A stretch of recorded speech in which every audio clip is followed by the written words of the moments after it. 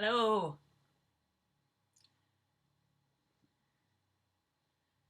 Let's move that a little bit there. Okay. My filming setup is a little bit ghetto at the moment because I'm still getting it how I want it, but look at this. The camera moves, the table moves, but the camera doesn't.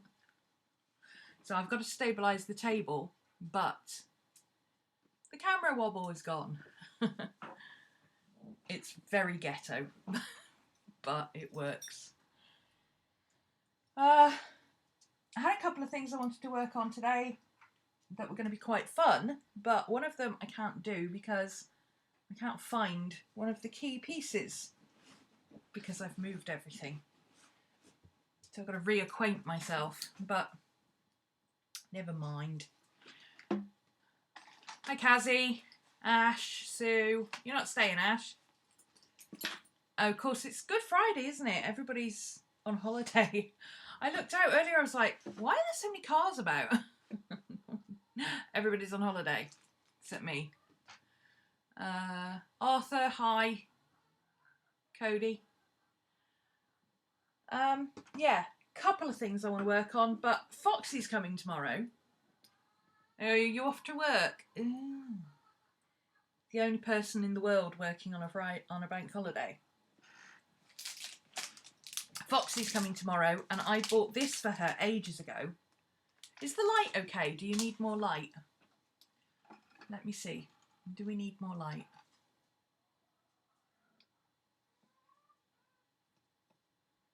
Oh. Oh. Excuse Crazy Chicken next door. Is that better or worse? I've also got to set my camera up so you don't keep getting my boobs in the shot every time I lean forward. You don't get a holiday for Good Friday. Oh. We do.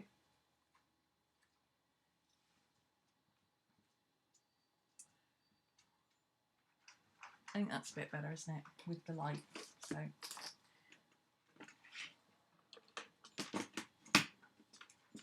I've got a lot of leads that are too long. I need to tuck into places out of the way. You don't get the Monday after Easter either. Oh my God, we have a long weekend. We've got Friday and Monday, our bank holidays here. How strange. Anyway.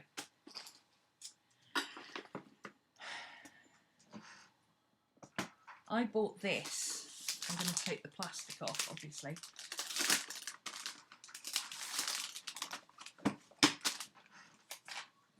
Foxy's as Hogwarts mad as I am, and she's a Gryffindor. And I saw this on sale in one of our... we have a shop called B&M, which sells branded items that are either... they've come in and they don't have English on them, or they've come into the country and they are wrong in some way. And this one, the only thing wrong with it is the fact that the inside of the book was upside down. So I took the inside of the book out, and I was going to turn it into a... oh, I forgot I stuck that in there. How did I didn't think I'd stuck that in there. Hang on. Oh, I know. Because it was already stuck for some strange reason. And I had to take it off. Okay, there we go. It was already stuck.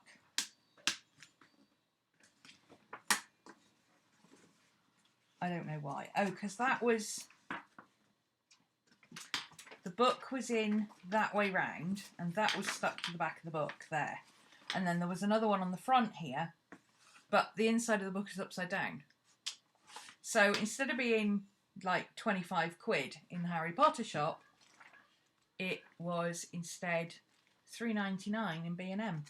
And I saw it and I thought, ha!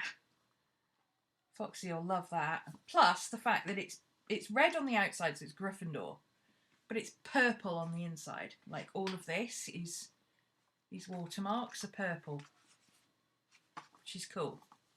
So I'm going to turn this into a traveller's notebook because obviously I couldn't give it, I couldn't have lived with giving it to her with the paper upside down, so I'd rather take it apart and redo it. So that's what we're going to do, and I'm going to start by taking this off because I've got another idea for that. But this is the sort of thing you can do with just about any notebook, and I thought it would be fun for you to see somebody else do it, just in case you don't know how to do it yourself, because it's super easy. So originally this was stuck on the back of here, so when you open the back, it was like that. Okay. And then there was another one here, but I used the purple for something else.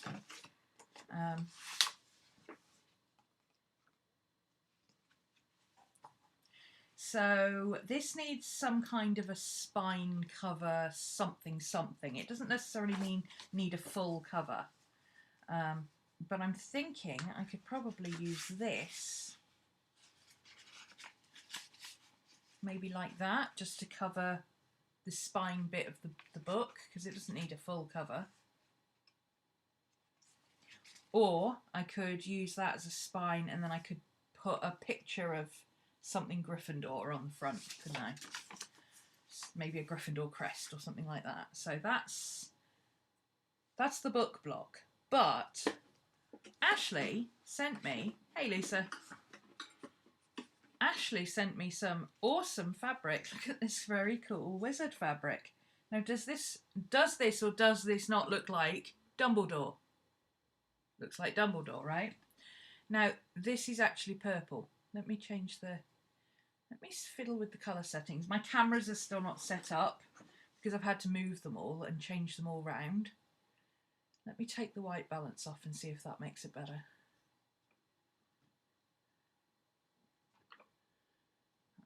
That's white, light, like that.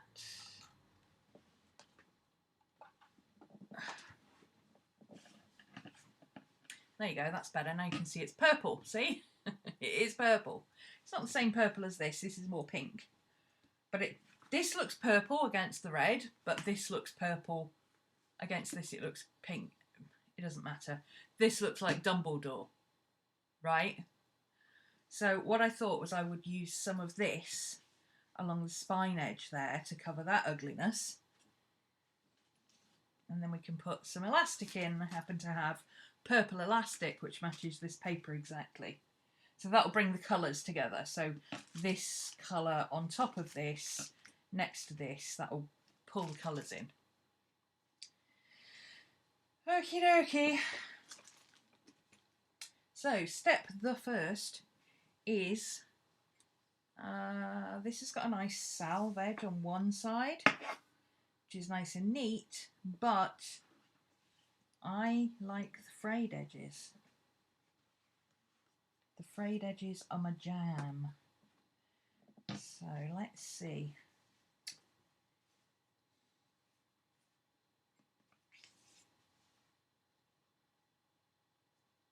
You know, if I was a bit clever, I could make a pocket in the front there.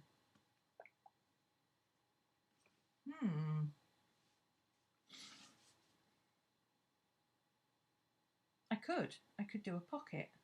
Okay. Scissors.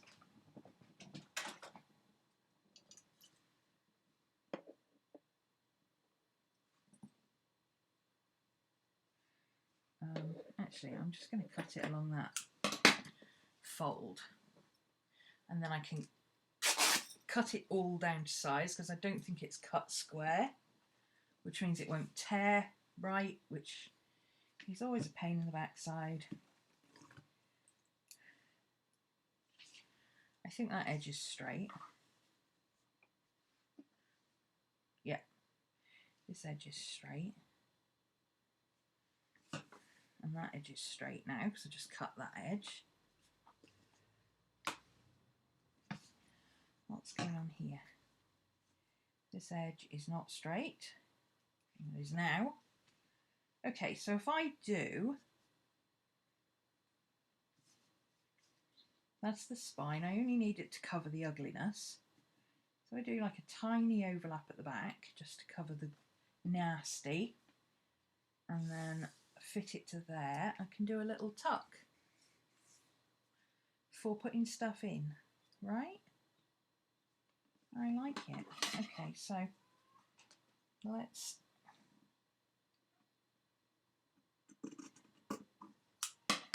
cut that. It's going to be tricky. I'm going to have to cut it up enough that I can grab hold of it to tear it. Let's try it from this end. Maybe that'll be better. So that's straight there. Sorry, I'm chuntering, aren't I? Chuntering to myself. It's what I do. There we go.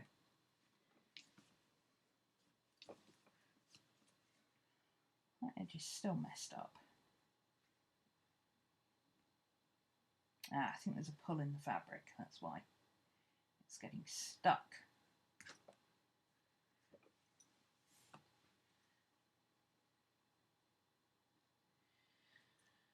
Oh, hey Jen! Ah, that was the other project I was going to try and work on today. Is the Halloween journal for Jen, the Halloween cat. She's pre-purchased that one, but I need to get my sewing machine out for that, and my studio is not sewing machine ready. But I'm going to work on that on Monday. Get my sewing machine out over the weekend. Once I've finished sorting out the studio and everything, I'll be fine. I just don't, as you can see, I don't have enough space here right now to have my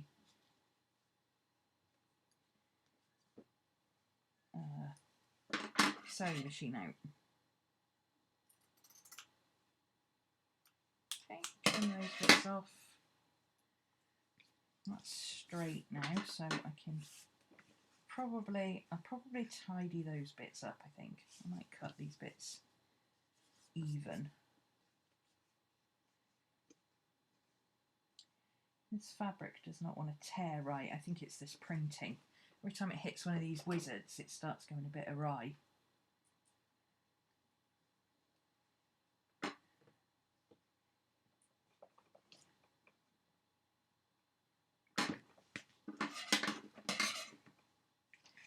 So I'm going to cut it along that white mark and then stick it down before it frays.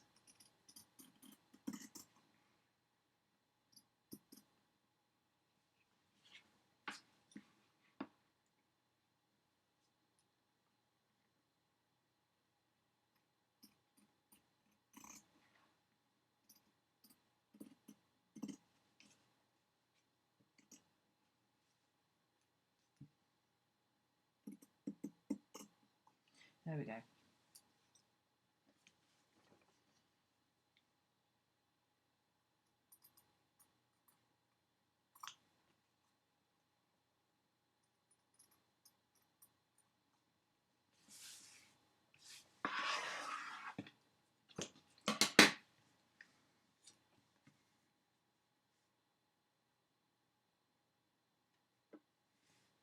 Sorted. Okay, so now all I need to do is, I might as well cut this edge as well, and then stick them all down before they start fraying. So,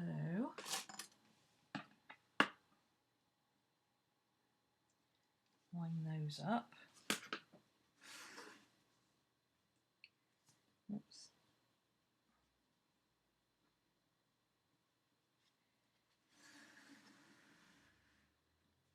Again, I'm only doing this to cover the ugliness on the spine. If you've got ugliness on the spine, you could do this if you want to, or you could just paint over it. You know, you don't have to do this. It's just something that I want to do because I've got this cool fabric that matches my design. White pencil.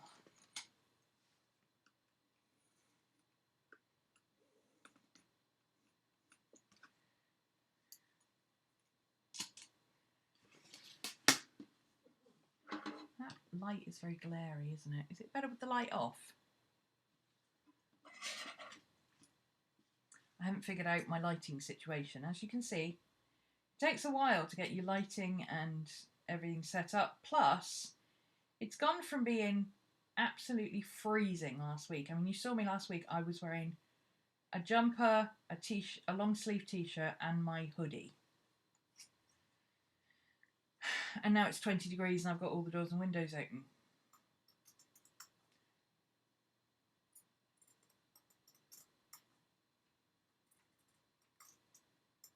So you can imagine what it's like trying to deal with daylight. Daylight's not a great thing for filming anyway, but here we go.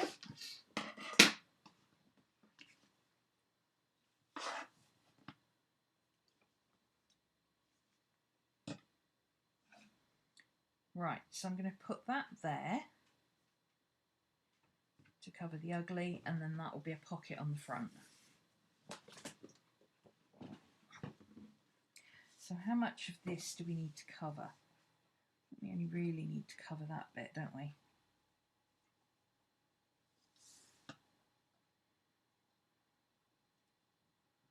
There.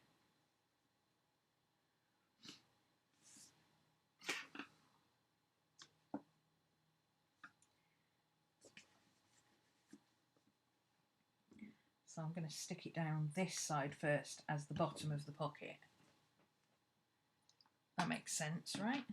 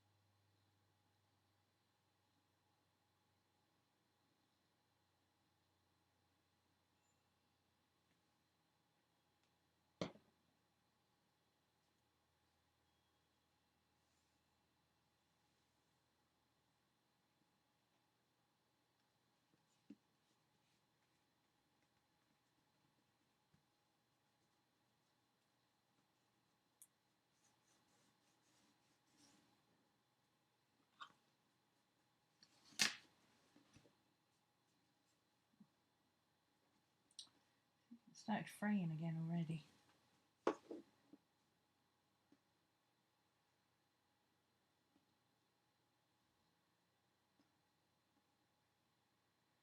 That's okay. Frayed edges are pretty.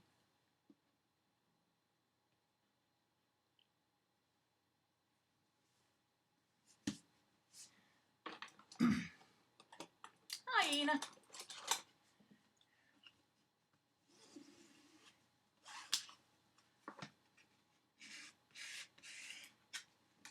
Okie dokie. There we go.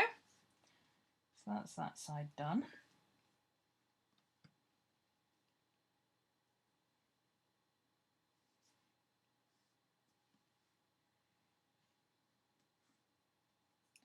This side, I want to make sure that I strengthen the vinyl. Nobody's telling me if the lighting's all right. Are you okay with the lighting, guys? Is it a bit crazy? I can't tell because every time I move, it does something different.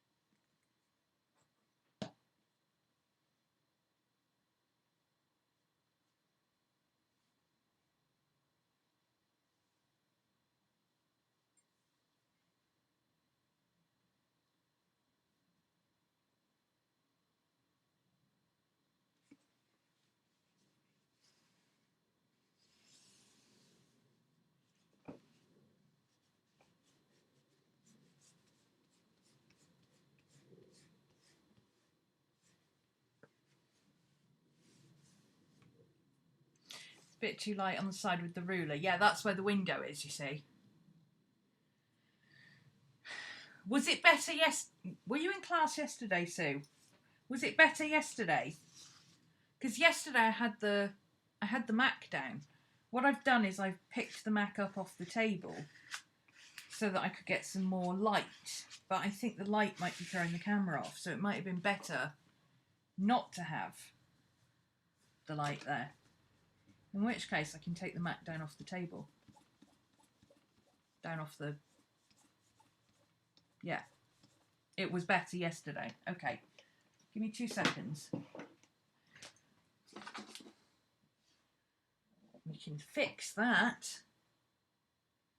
I've deliberately set everything up so that it's modular, so I can move one thing without having to move everything else on the planet.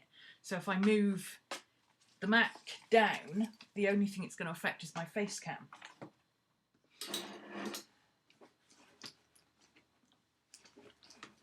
Which is okay, because my face cam moves on its own. Okay.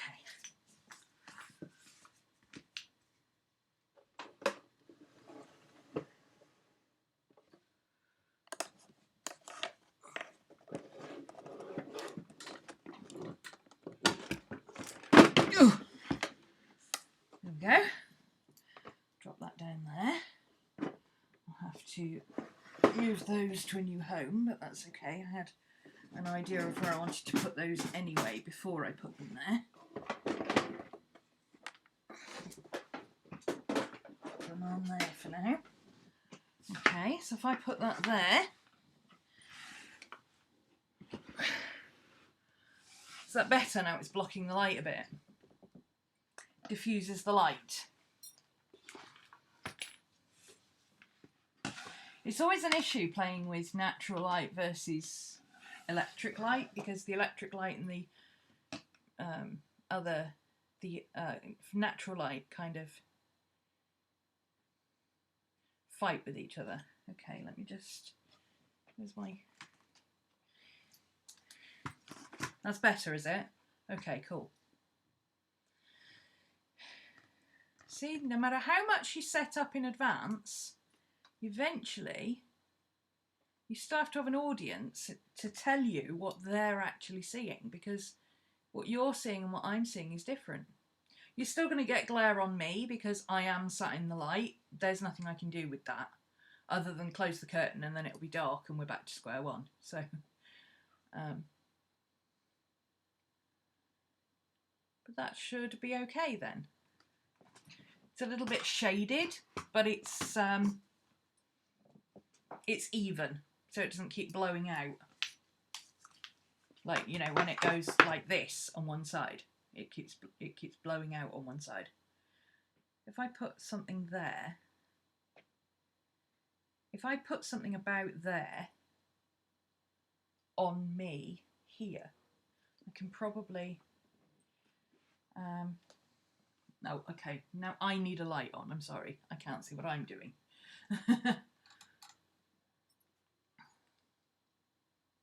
But apart from the fact that it will catch the light right there, it should work fine. There we go.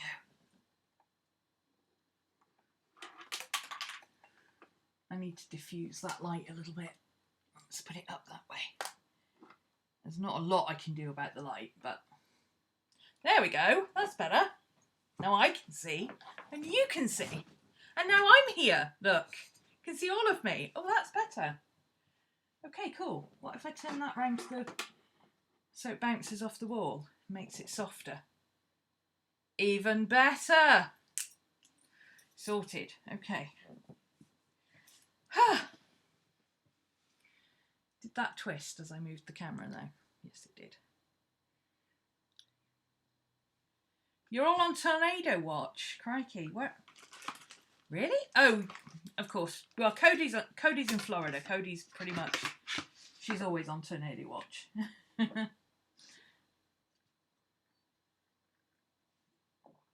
I live in a country of 50% chance of rain. She lives in a state of 50% chance of tornadoes.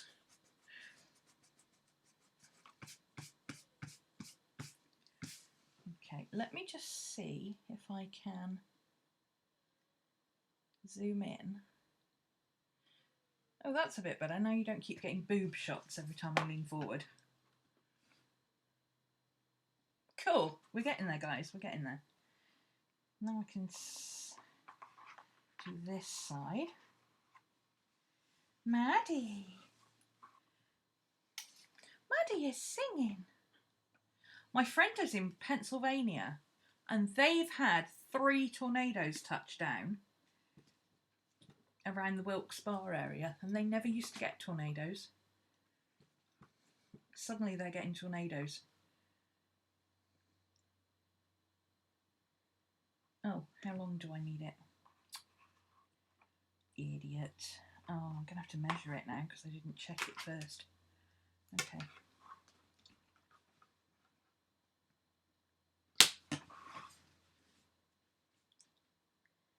Oh, 10 centimetres. Okay.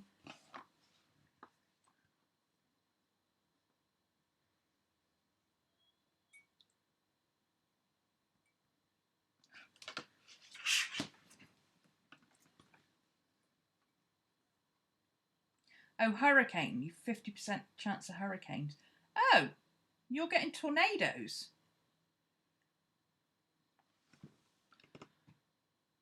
That's unusual, isn't it? Okay. Maddie is singing in the background. I can hear her. Are you singing, Maddie? Oh, I interrupted her song. She's sulking now.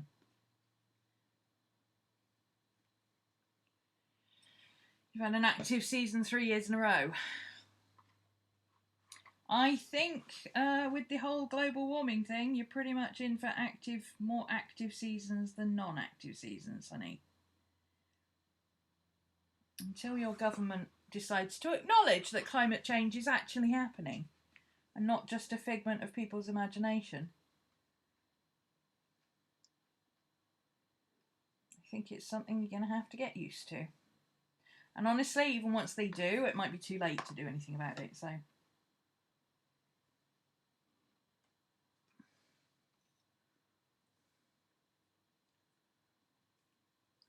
Oh, the little kitty! Sue's got a little kitty that she's fostering. What is it, 5 weeks now? 5.5 weeks? It's so cute. It's the cutest little thing ever.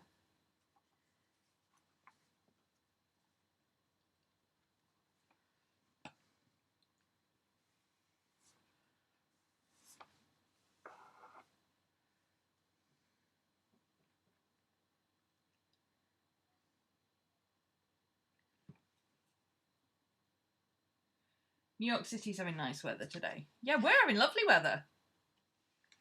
Beautiful weather here. It's been blue skies and sunny and 20 degrees, and it's going to be like that all weekend with no rain. Through till Tuesday. It's going to be lovely.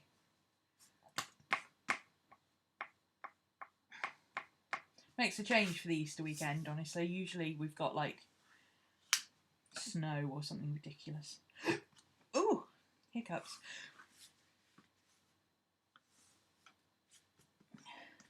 This glue dries clear, so it looks a mess initially, but it does dry clear, so it won't have all this glue on it, but I am cleaning the glue off. I just want to make sure that it's all out to the edges of the fabric so that they don't lift up at the edges.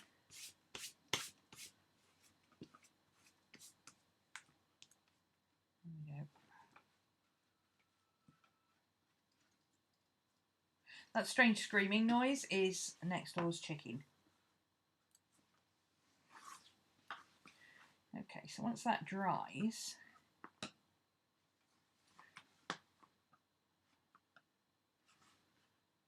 oh, hey Vivian.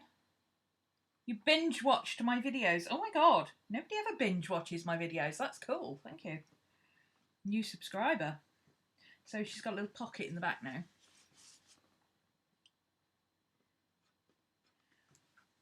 Tracy's a lefty, so she's a pocket that way girl. Always handy to have a little pocket in the back.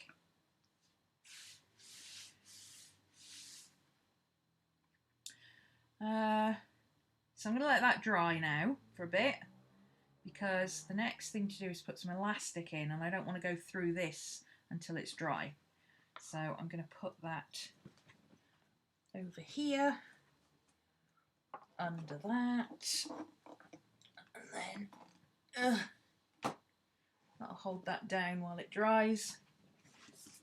Voila.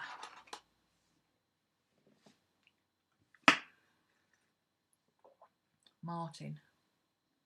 Oh, that's my ex.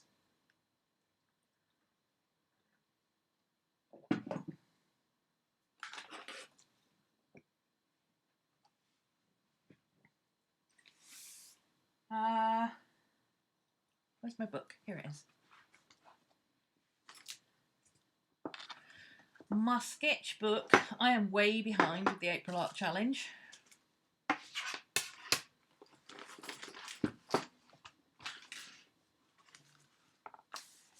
But I've done some.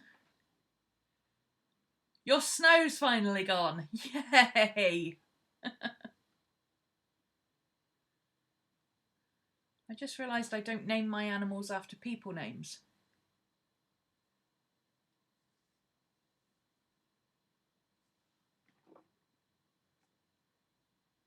Oh, my hair changes all the time. It's black at the moment, but it's going blue.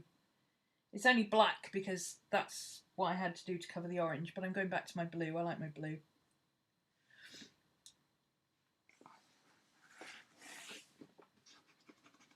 If you go far enough back, you'll find bright pink, purple, more orange, bright red, dark red, more black, blue black.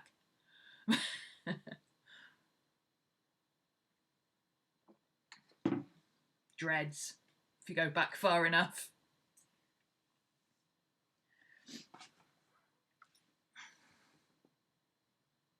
Sugar, Ruby, Angel and Bubby.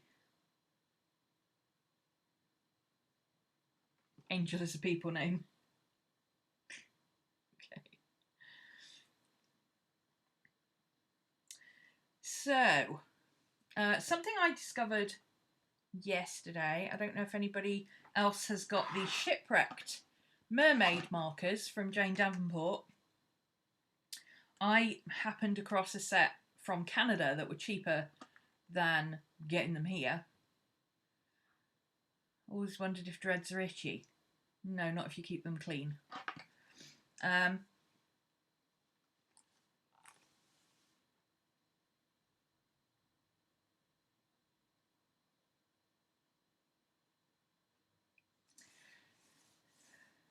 These are the Jane Davenport markers.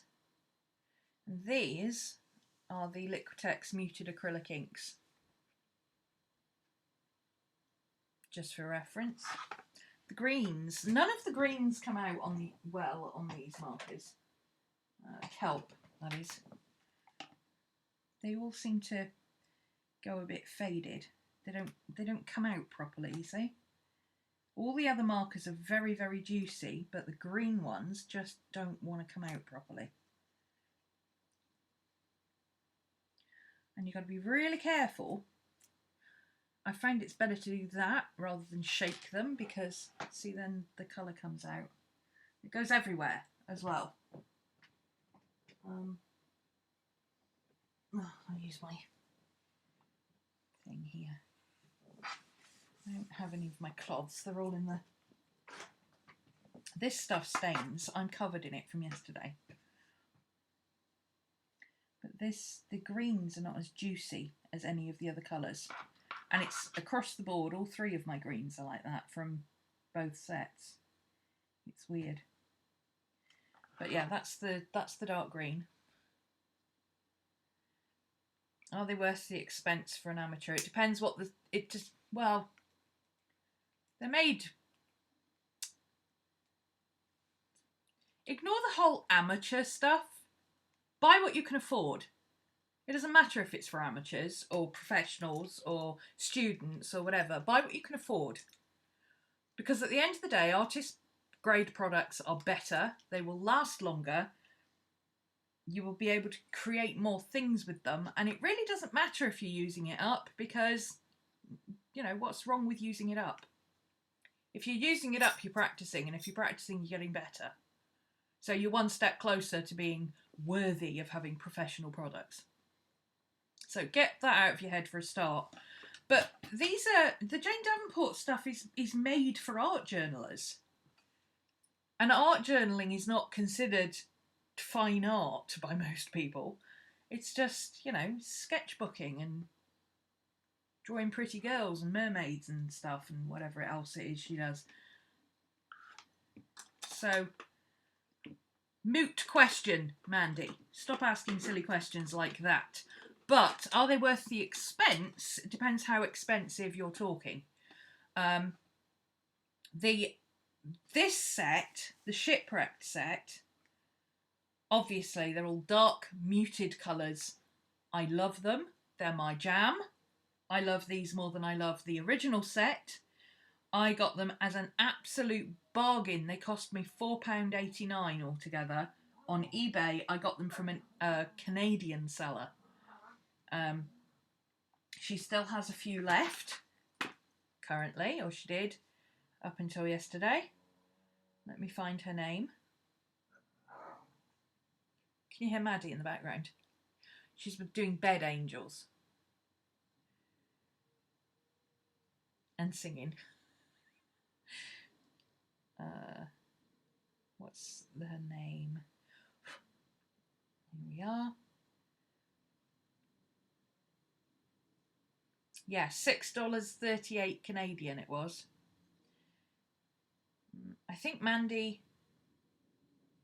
Oh no, Mandy's not UK. Mandy's in America, isn't she? Yeah, if you've got a Michael's coupon, go and get them when you have a Michael's coupon. Like a 40% off Michael's coupon. Absolutely. See, this same set, if I bought it in the UK, £23.89. $16.95 from somebody else. The main set, £32. Now, the main set somebody sent me. It was sent to me by a subscriber, and I still don't know who you are. So if you are the person who sent me, tell me, because thank you very much.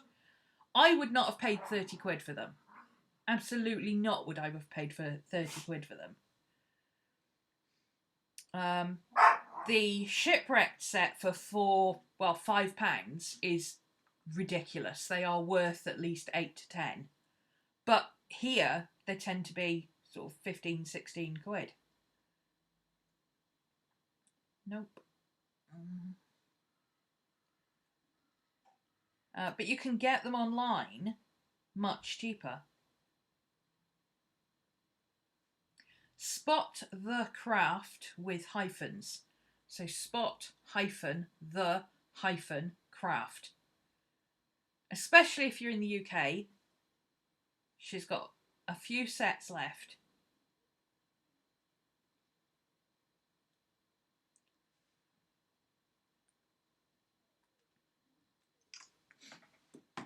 I would not have paid 16 quid for them, no matter how gorgeous the colours are. That's 16 quid for a set of brush pens is ridiculous, especially when I've already got brush pens. But I would have parted with a tenner for them. But I actually had no intention of buying the full set of Mermaid markers because there's so many colours that I just wouldn't use. I'm a cool colour person. I'm much better with these kind of colours. So, they are very nice to use. They are absolutely beautiful to use, and they're really nice. They're really nice ink. The products overall, the papers are nice. The washi tapes are lovely. I like the Mermaid markers. I wouldn't have paid what I had to pay in the UK for them, but if I was in Michael's with a 20% off or a 40% off coupon or, you know, something like that, then that would have been okay. The other products, honestly, I haven't tried. I have seen the Traveller's Notebooks. I bought one for a friend of mine. I didn't think much of it particularly myself, but it's not my kind of thing anyway, so I can't really judge it. The Filofax is nice. The planners are nice. I've got one of the planners. I really enjoy it.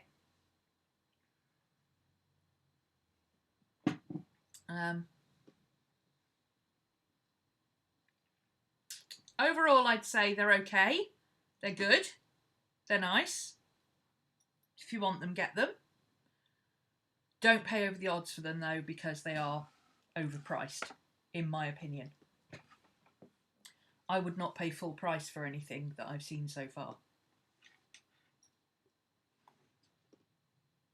And that's not just me being cheap, because I have seen stuff that I've been like, ooh, 30 quid, that's expensive, but I really want it. And it's really nice, and it's really going to be worth it. So it's not that I'm not happy to pay expensive for stuff if it's worth it, but I think a lot of the Jane Davenport stuff is a bit overpriced. Use your coupons, get it on sale. Mix and match with other people, maybe, especially if you're, because a lot of the sets have got warm or cool colours. So if you know somebody who likes warm colours and you like cool colours, you can mix and match.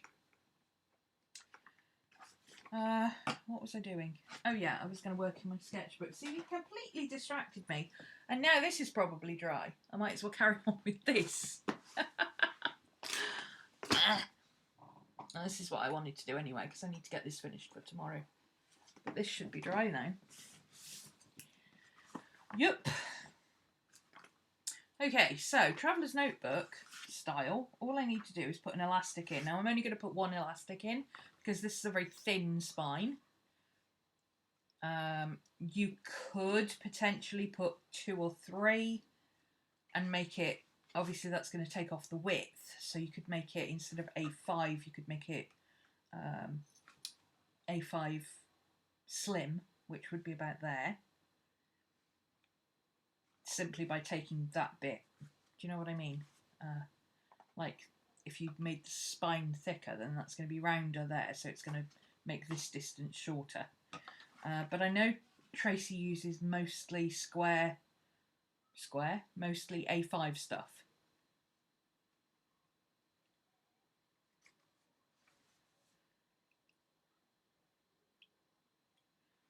Blix. Yeah, you should be able to get them at Blix. I don't know if Blix do American Crafts, and that's who Jane's stuff is through, which I think is why it's so expensive, because American Crafts do tend to overprice their products just a little bit. Okay, so we've got a pocket. We've got a nice edge there. We've got really cool, look at this pen. This is why I picked it up, honestly. I mean, yeah, red, Hogwarts. I did think, oh, Tracy, I like that, I'll pick it up. It's only a £5. But look, it's actual Harry Potter TM stuff, but it was a £5 instead of like 20 quid or whatever it is you pay at Universal Studios. TM, Warner Brothers Entertainment Industries. So I've got glue on it. But yeah, look, the pen is like a wand. Busy, wizzy, let's get busy. Anyway. What they should have done was put that up there so that it wrapped around that bit of the wand. Because no matter how you put it, the wand is too big. But if they'd done that, you see, it would have been...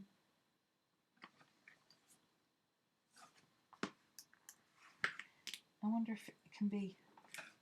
No, it's pretty well stuck in there. I don't think you really can do... Not without tearing the paper. You couldn't move that without tearing the paper. But that's what they should have done, was made that so that it fitted there.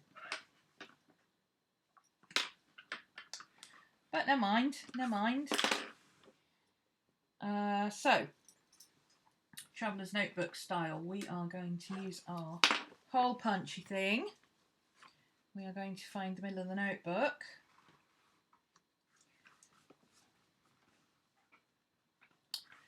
So to find the middle of the notebook, I am literally going to squish it down, folding it straight, squishing it down in the middle, and I'm going to run my white pencil down the back because I can erase that, and that will give me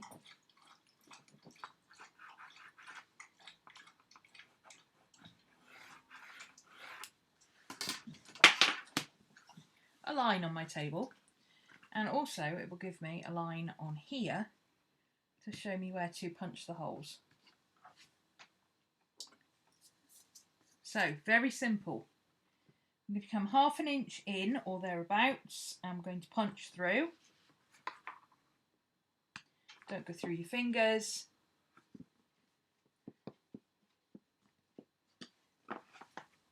And then we're going to come up the same distance again. Now you could just have one hole and put it through a slit here, but because this is vinyl, not leather. Hey, Maddie. Because this is vinyl, not leather, I don't trust it not to split, so I'm going to go do the 2-hole method instead. Okay, and then we do the same on the other side, on the line. Where on there did I do it? So about just above that sticky out a bit there. Just in line with that there. Sorry, I'm using the banding here to find where I put the marks. The wand pen is cool. And then that one is in line with that top bit there. So that's that bit there. So that's about there.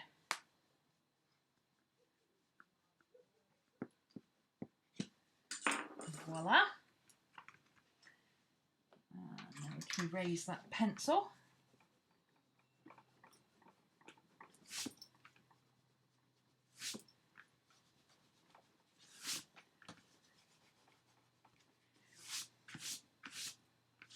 Excuse my wobbly desk because I haven't got everything set up working yet. I haven't set it up so that it's solid yet. Once it's set up exactly how I know it's going to work. Now that I know the filming setup works, I can set desks up so that they're solid and not going to move.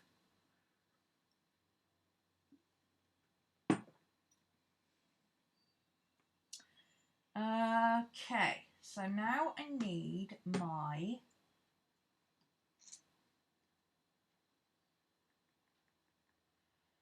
tapestry needles. The big question being, where is my blue box of sewing stuff? It's not in there. Oh, bugger. I forgot about that. It's not in there. Let's put that down on the floor for now. Let me just see if it's tucked into any of these.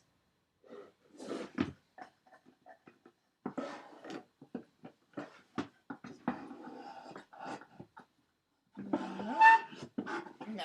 Okay, so that means it's over here then. Hopefully it means it's over here.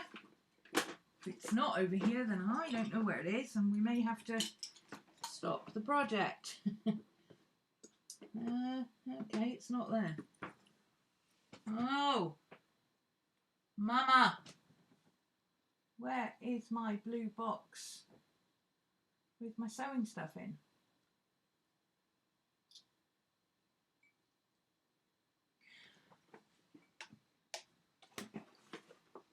It's okay, we can do it the other way. There's another way. Crochet hook. Let's put that back in before we stab ourselves with it. Okay, crochet hook. Elastic. This is nice thin elastic, but it's quite stretchy. And I don't want it to be too stretchy. I don't want it to be too loose, because if you put it really loose in the book, when you put weight on it, it will stretch and then your book will hang out. So I need to have this almost at capacity. So let's take it up there. And then let's see if that will stretch double. Easily. So actually one length is going to be enough. By the time I've knotted it, that'll be fine.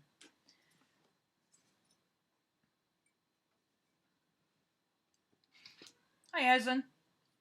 Okay, so singe the ends just to make this not fray. You don't have to put it in the flame, okay? We're not setting fire to it.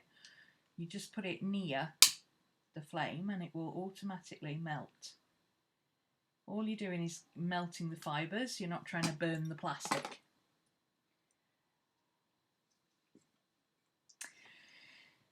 And the idea is that we want all of the elastic on the inside, with the exception of this bit from here to here and this bit from here to here. So we're going to go out through the one hole and back in through the other. Okay? But we want the knot, this is where it gets a little bit complicated, we want the knot to be closest to the spine. So we want it to run from the top down at the on top. So when it's tied, we want it to be, whoops. Okay, I might have cut this just a tiny bit short. We want it to be that way around. So the knot is here and the flat bit that you put your book under is there. This, yeah, I might have cut this just a little bit short. I don't know. Let me just double check before we start doing too much. Yeah, I've cut it just a tiny bit too short. The elastic is really stretchy, but I haven't got enough for knots. So let's just cut another piece. It doesn't matter, I've got plenty of, I can use that for the outside. Let's just give ourselves a little bit more length and it'll be easier to tie the knots. So I'm adding an inch. You can always chop it off once you've tied the knots. And then I'll use this piece for the outside.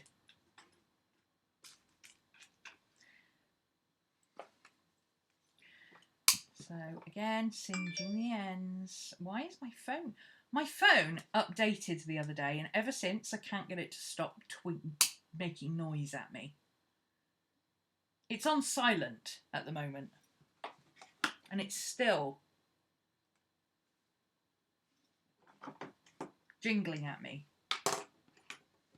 Anyway, we want the top bit to be all the way across from end to end. So that's what we're going to do first. We're going to go this way from the top. I'm going to take it out that way. I don't know how easy this is going to be. This crochet hook might be a little bit too small, but we'll try it.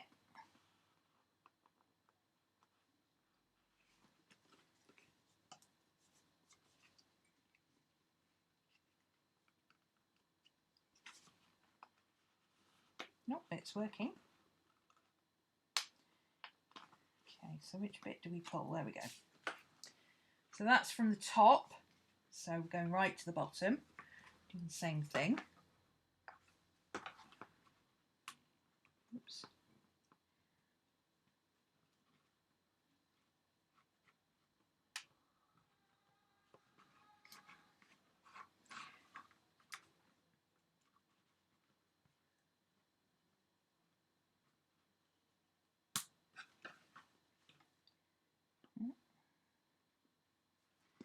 This one's getting caught on a thread in the fabric.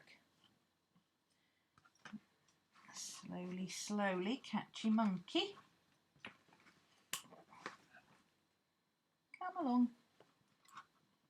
Here we go. When in doubt, wiggle it about. That seems to work. Come on. Nope.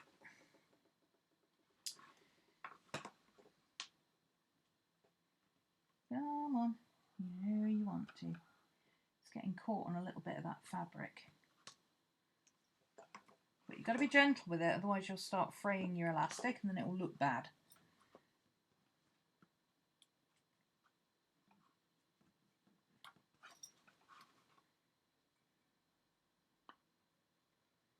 I'm stuck on a bit of glue.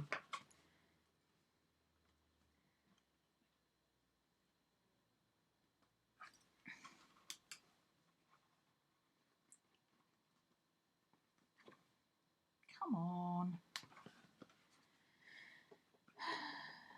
Talk amongst yourselves. There we go. Okay, so there's that bit. There's that bit of fabric that it was getting caught on.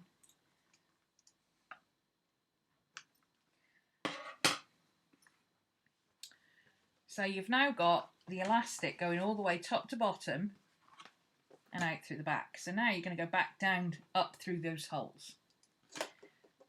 This is going to be a little bit more tricky because you're coming back up through the fabric. So it's got more potential to get caught on the other side, whereas this side, it'll slide against the vinyl. Once it hits the fabric on the other side, your crochet hook will get stuck. Much like it was doing just now. Also, vinyl is self-healing. So I'm going to make my hole bigger again. Make it easier.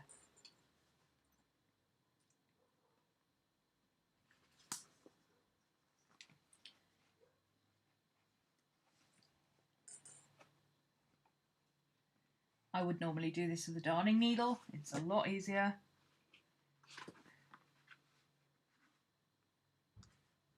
There we go. One side. Now this side.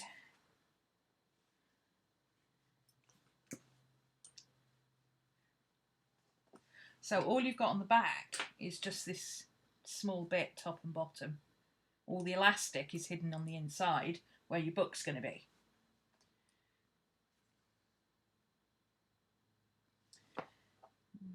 Pull that bit in. This is the point where you have to be careful not to pull the elastic too hard, because you could pull all the bits out and then you've lost all your hard work and you have to do it all again. And that is very frustrating. Ask me how I know.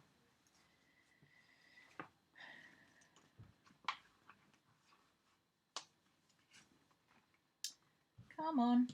You know you want to go through that hole. There we go.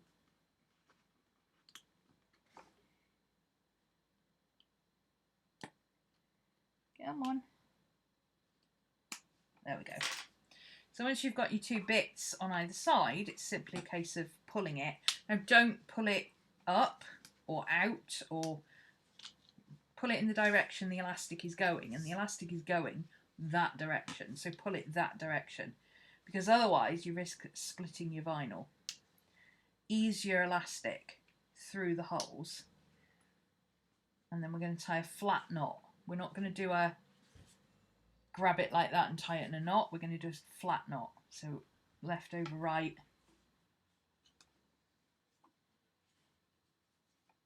right over left.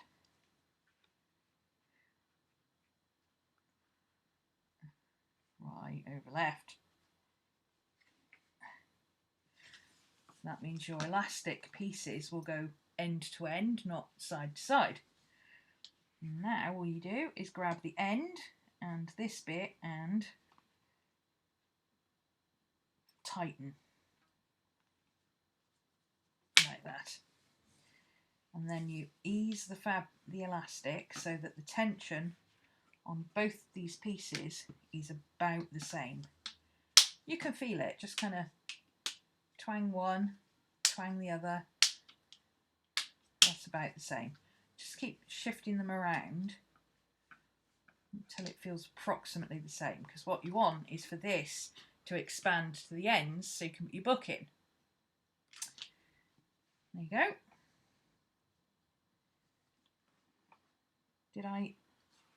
I did burn those ends, so that's fine.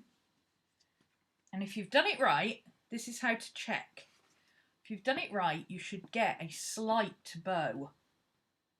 You don't want a crazy long, crazy hard bow. You don't want it to be bowed up like this, because that will put a strain on the spine of your book.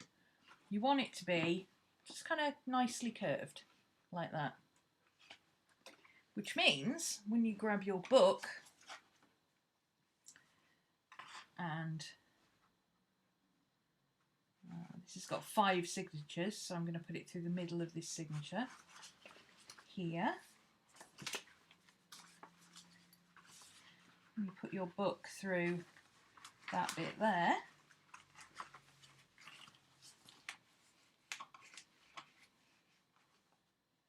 It will sit nicely. I've put it in upside down. It's very misleading. I wonder if that's what happened when they put it together in the first place, because that's how it was when I bought it. I wonder if that's why somebody got confused.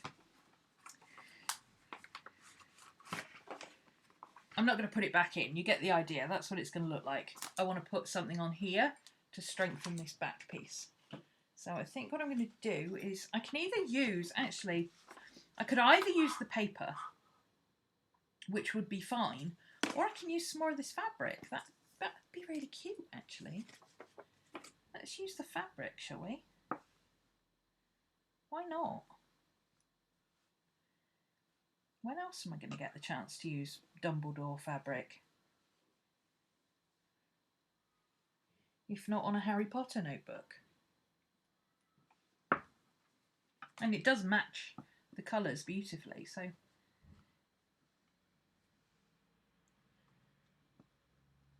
Plus it's not a Gryffindor specific notebook, it just happens to be red. So it's kind of Hogwarts with Gryffindor colours. So I could do it kind of like that.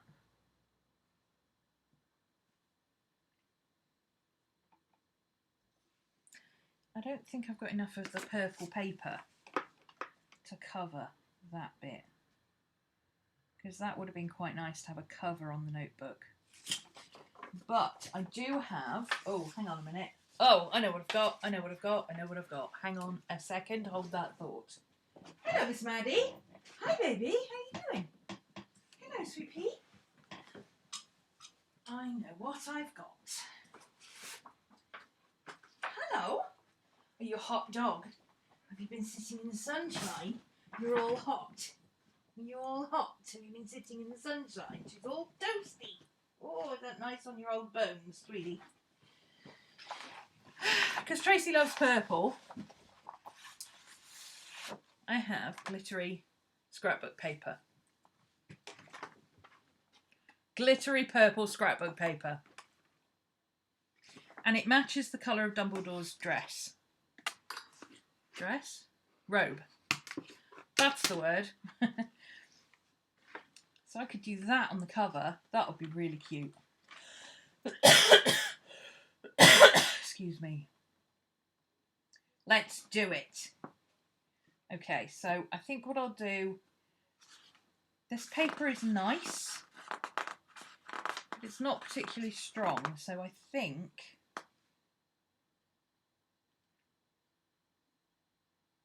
I'll stick the whole of this down onto that paper first, and then I'll stick the fabric onto this, and that will make it a whole lot stronger. Yes. Let's do that. So we're going to need a big old glue stick. It's perfect paper for Foxy, yeah. It's got to be purple paper, hasn't it? Let's use the bag. Wasty not, wanty not. Let's put the bag under there to put the glue stick. so I can get it to the edges.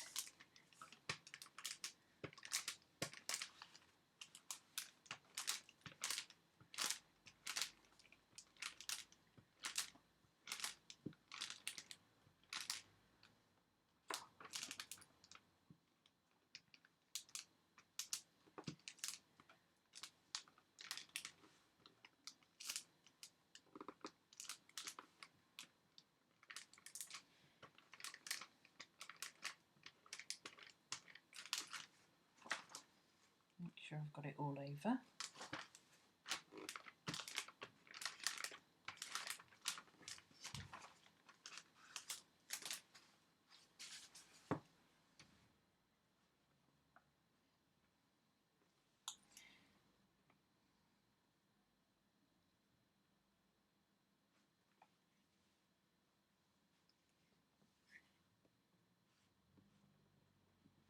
I'm not worried about having it all over. Actually, it's easier without that. I'm not worried about having it all over the middle. I want to make sure it's all over the edge.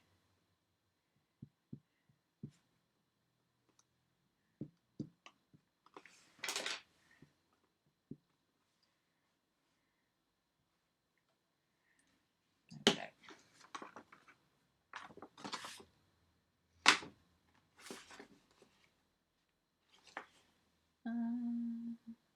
Scissors.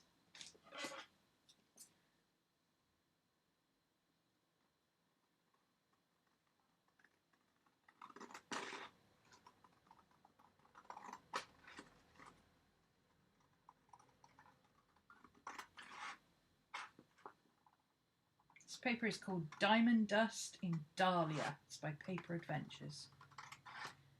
I just noticed Paper Adventures has the same logo as Indiana Jones. Who knew, eh? Who knew? So let's get this right up to the edge.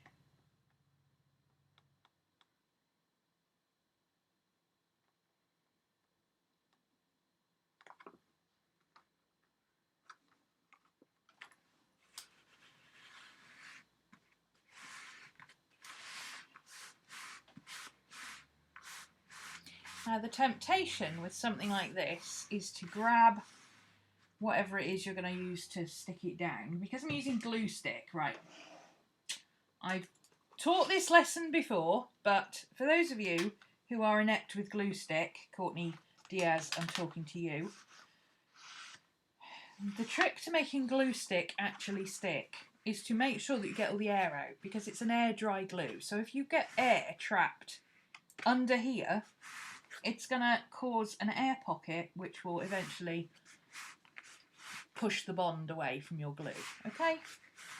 The temptation is to immediately go in like this, but this is thicker paper. It is not, hey Rach, it is not as pliable as this paper. So it's far better to make sure I've only got one piece stuck. I'm pretty sure I have. It's far better to go in and get this side to get the air bubbles out, because this paper is more pliable. So stick the thin piece of paper to the thick piece of paper. You'll find this when you use like watercolour paper. If you stick it into your journal, a lot of people are like, oh, I cannot get watercolour paper to stick in my Hobonichi. You know why? Because you're trying to push the watercolour paper, which is not pliable, onto a pliable surface. If you turn it over and push the Tomo River paper onto the watercolour paper, you're pushing a pliable surface onto a heavier surface, and you'll get a better bond. See? It's pretty simple, but it's, you know, not a lot of people realise that that's how to get it to work. I think I've only got one. Yeah, I've only got one piece stuck there. It just feels like more. Okay, so that is there. Let's grab my cutting mat. Are you impressed I know where my cutting mat is? Playing around in a glue book. Cool. I've got a whole DIY Rolodex. scroll back a few videos, you'll see what I mean. I've got a DIY Rolodex, and I've been playing with little index cards. It's really cool. Would have been a helpful lesson to know. Yeah, a lot of people don't realise that that's how to get it to do, because unless you know about the properties of paper, you've got no reason to think in that way. I know about the properties of paper because I'm a paper nerd.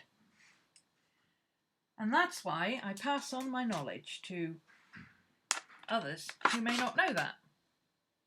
What's the point of knowing stuff if you don't pass it on to others, right?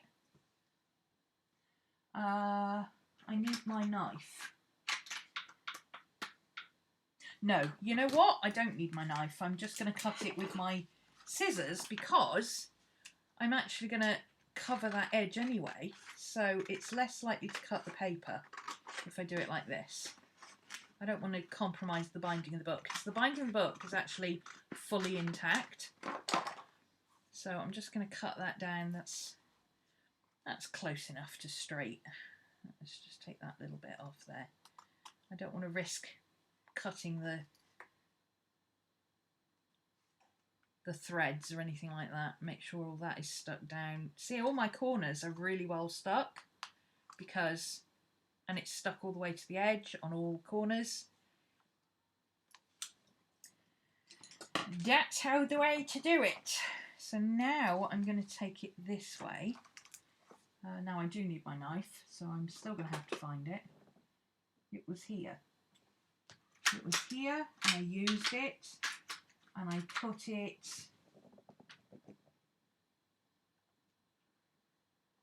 No, I didn't put it there. It was here, and I used it, and I put it... I obviously didn't put it back. Oh, here it is. I put it in a different place. Metal ruler. So now I can cut this bit up. Let's hold it there.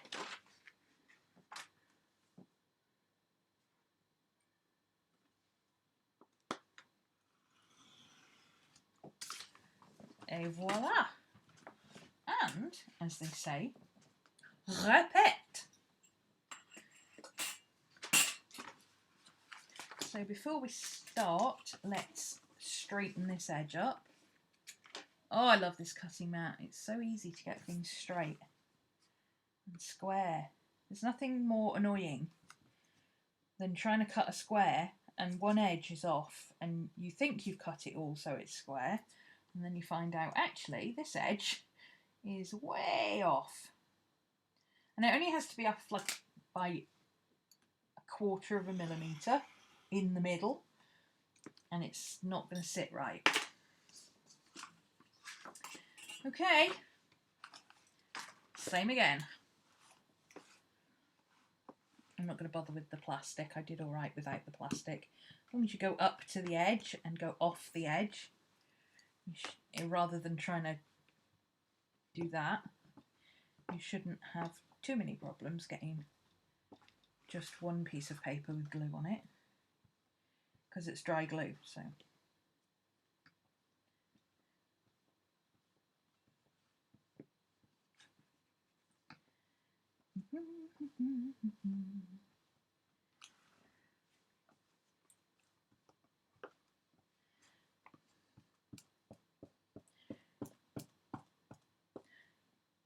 they've got Hogwarts backpacks in B&M at the moment.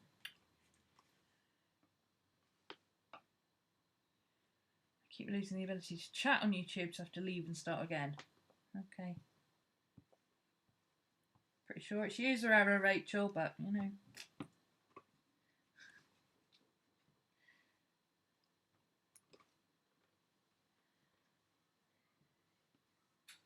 Still think you've got dodgy internet. I think half the problem you have is dodgy internet.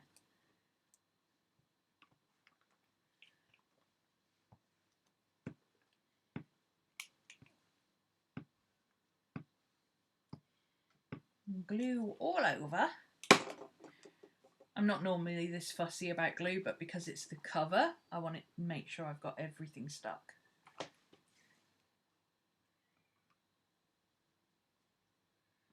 little bit more along that edge.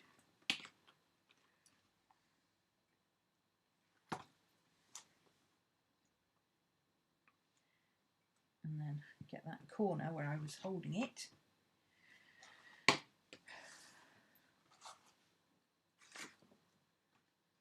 Find the squarest bit, which is probably that bit which I've just cut, and stick and Z it on.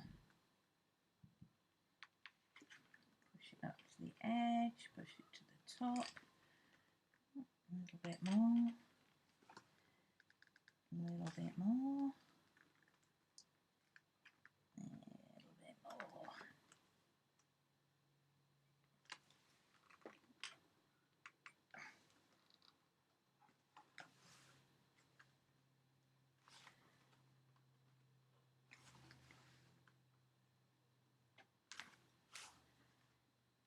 There we go.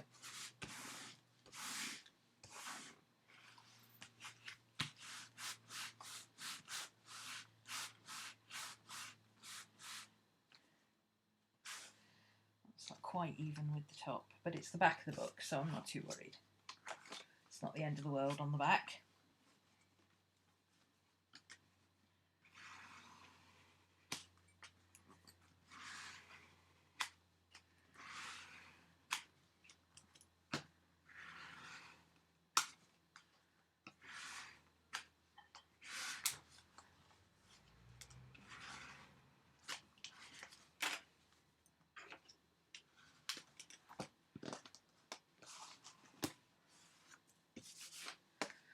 Okie dokie.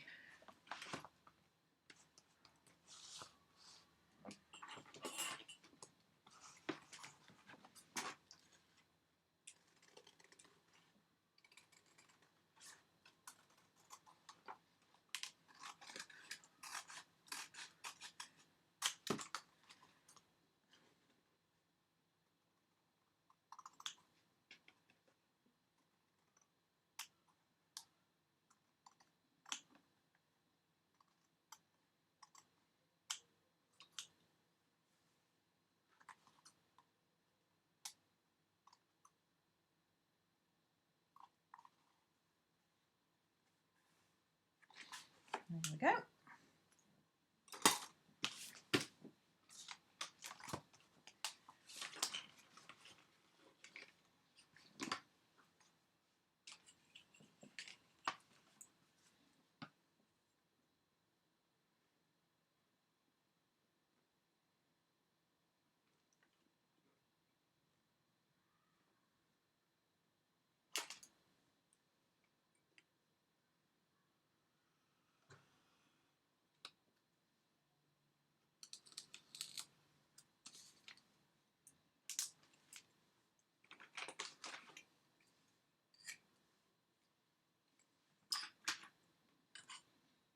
Put all sharp tools back where we found them.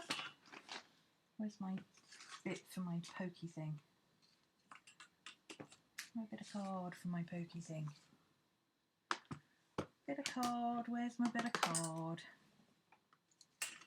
Can go in the bin.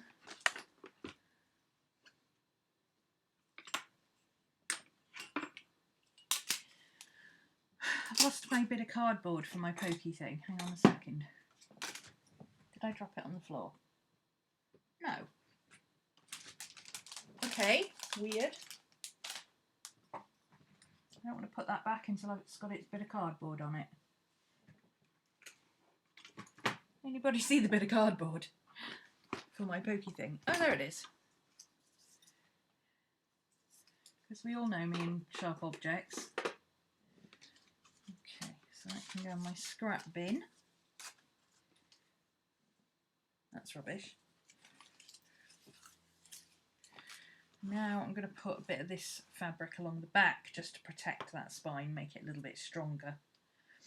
So which is the straight edge? I think that's probably the straight edge actually.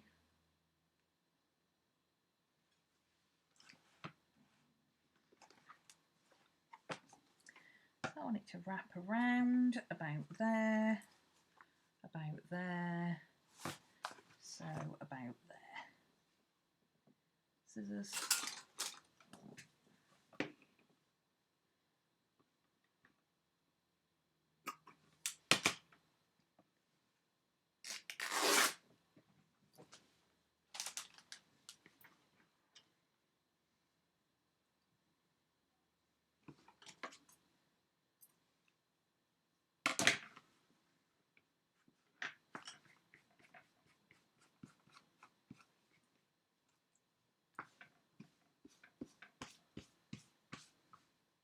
Once I've stuck this down, it will stop fraying. So I'm just fraying the edge to where it looks okay.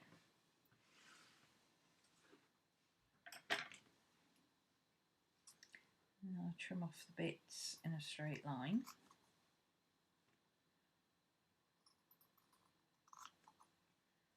So that they're even. So I'm not actually, it's hard to describe, but if you think of it like a toothbrush, I'm not cutting down level with the bottom of the bristles, I'm cutting the top of the bristles so they're all the same length. That's what I'm doing with the frayed edge of the fabric. So I'm not cutting the frayed bit off, I'm just trimming it so that it's all the same length. Okay. So that looks good. I like the fact that we've got a couple of wizards there. So I think we'll use that bit. Oh, that's, hang on, that's got a split in it. So if we put, oh, we've got a couple of wizards there and there then. That'll do.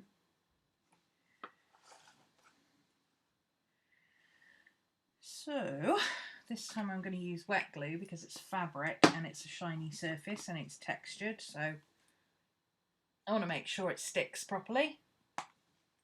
And I don't think dry glue is going to cut it, so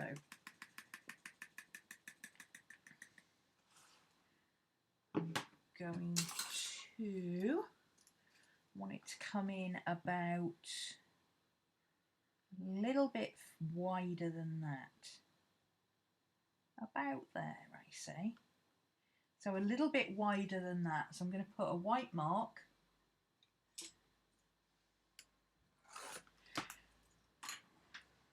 Did I just move the ruler as I drew that?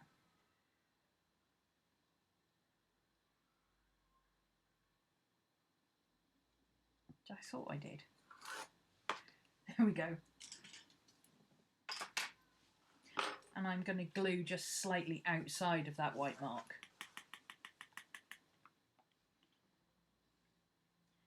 So all along here.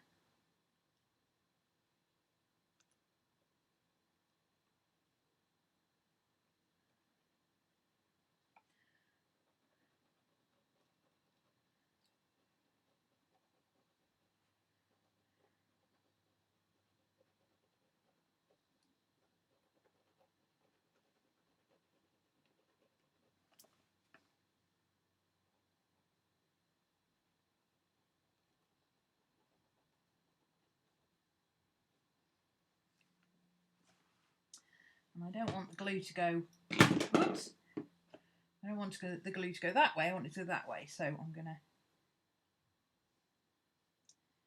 spread it out that way so that I get a good bond all over. Again, no air bubbles.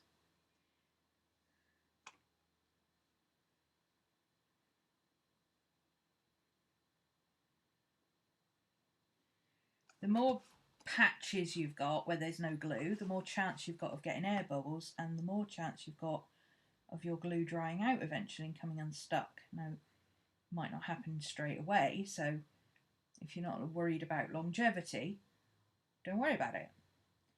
But the person this is going to keeps her notebooks forever, and she will not like if they fall apart. I mean, it won't bother her, she'll just fix it. She's like me. But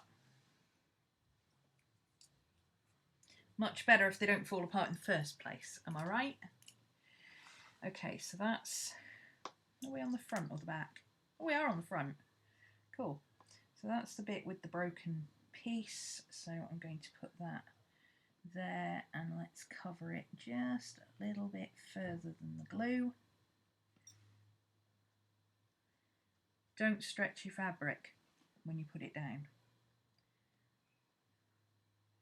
Press it into place.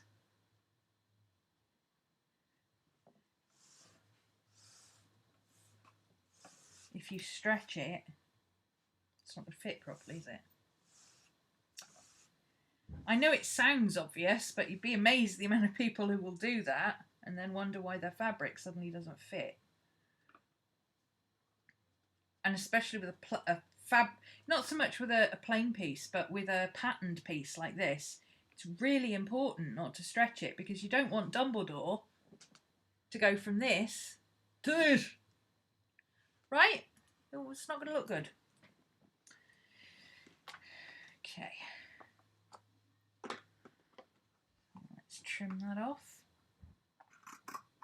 I'm going to cut it straight across the bottom, just because it's going to be a little bit easier.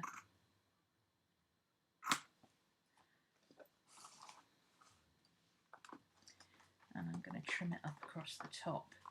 It's easier to do it like this than to try and do it round the book once it's around the book. Yeah, that made more sense in my head, but you know what I mean.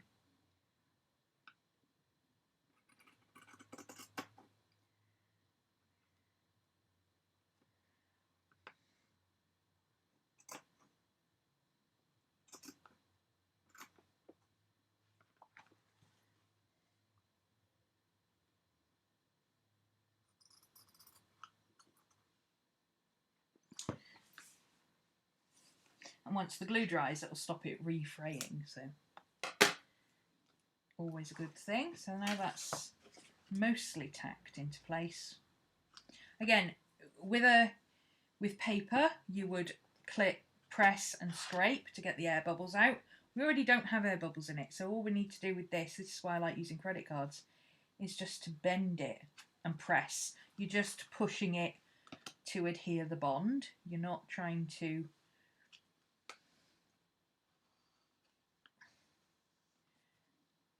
spread it out, you're just trying to push it down, and it's easier to do it with a flat piece that's got some bend to it. There you go. That looks cute, I like that.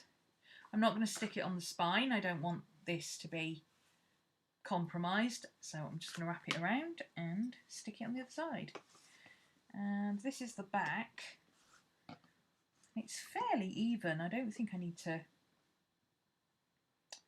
His little dress and his little dress are almost the same. There's a slight wobble in the fabric there, but I don't think I need to worry about that too much. That's not quite straight at the bottom, but I'll do that in a minute. So, on this side I'm going to go the opposite way. So I'm going to bring there's the edge of the fabric. So I'm going to come in very slightly.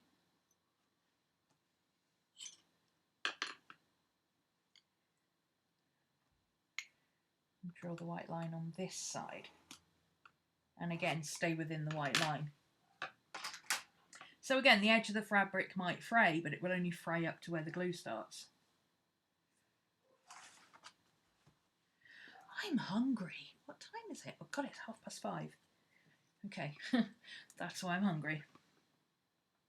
It's pizza and scary movie night tonight. Well, it's cheese on toast and scary movie night tonight. But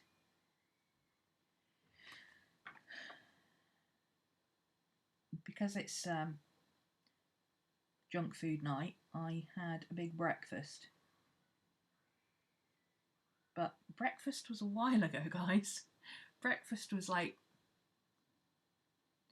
5.5 plus 4, 9.5 hours ago. Probably should have had a snack for lunch, but I didn't think about it.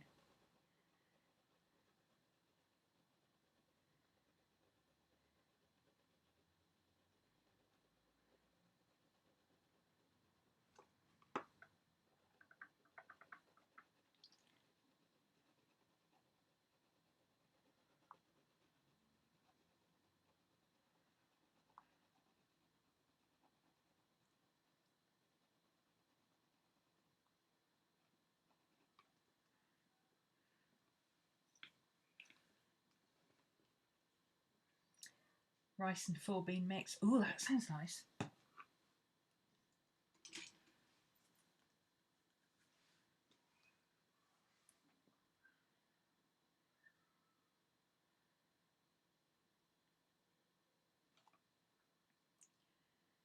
I buy whatever rice is on special, and they had 4 for £1 on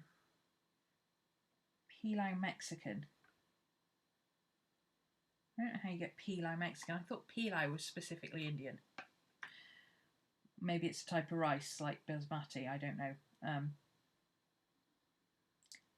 Not particularly up on my rices. I just know I like them. But yeah, spicy Mexican, which is really, it's a little bit too hot, but if you throw some mayonnaise and cheese in there, it's really nice.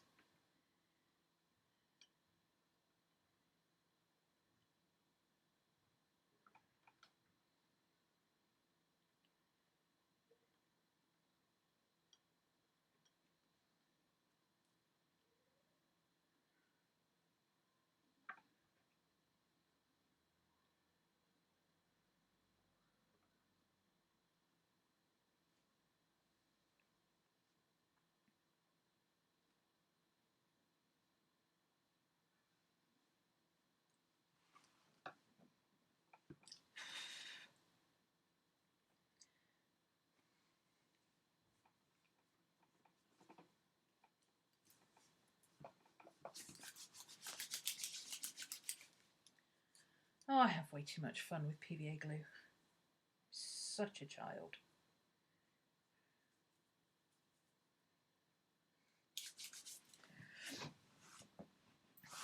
Okay. Lift. And drop. Again, press it down, don't stretch it. That's why I lifted it up, to make sure it was even at the back.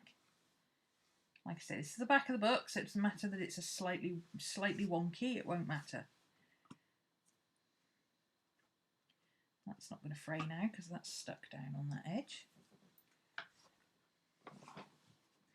That edge is not quite flat.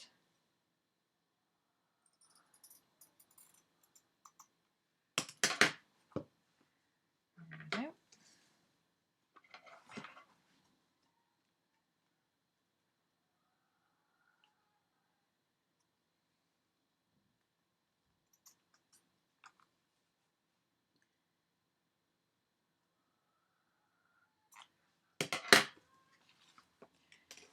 Let it tack dry.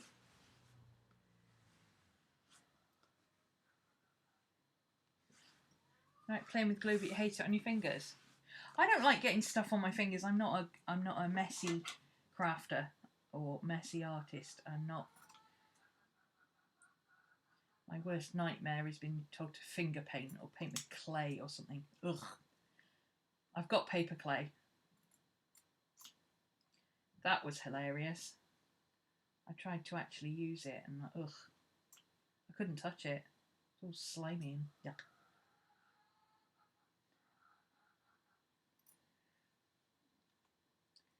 When I was at school, I believe my exact words in answer to "today we're playing with clay" was, "I'm not putting my hands in that."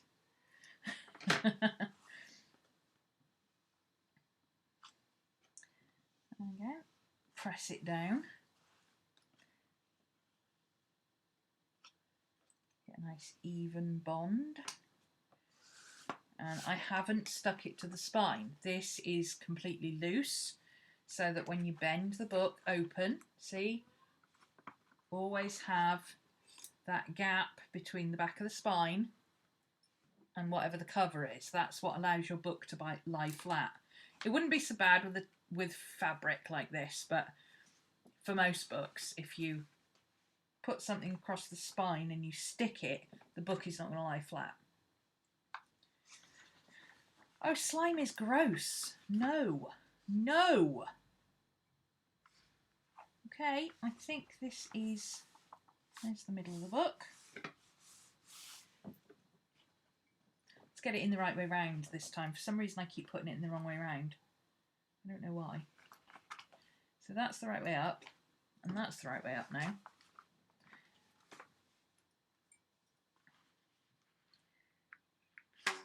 Ooh. So I just need to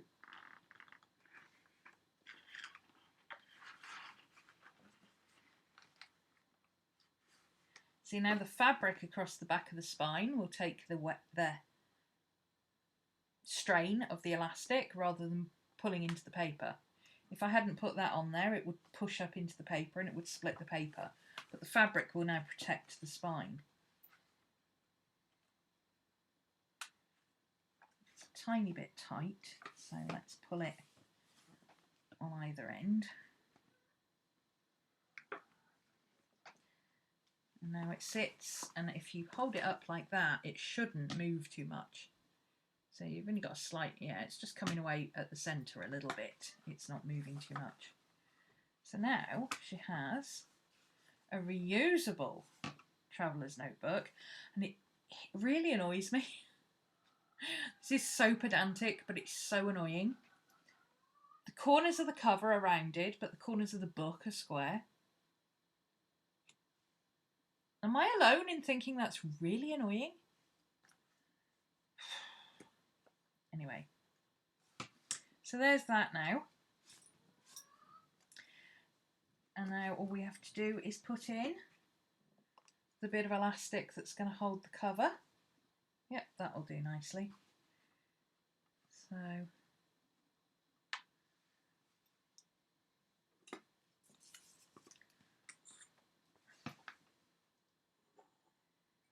put that in the middle, about there. Oh, that'll be in line. Now, see, this is where you have to be careful with pre-made books. That is right in line with that bit of plastic, that bit of bookmark. So that's not going to sit right. So what we need to do is test where the best place to put the bookmark, the elastic is going to be. If we put this in here and close the book, where is the most logical place to put the elastic? Actually, the most logical place is to put the elastic right across the H there, right across the middle of the logo. So that is in line with that bit there, the top of that point there.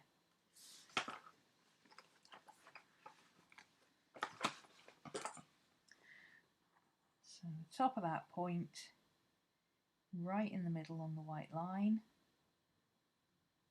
it's going to be there.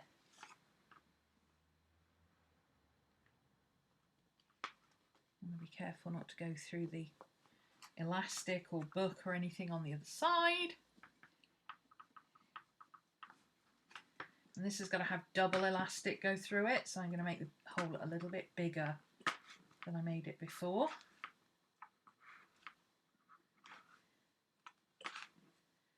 Again, vinyl's self-healing, so you've got to be a bit rough with it.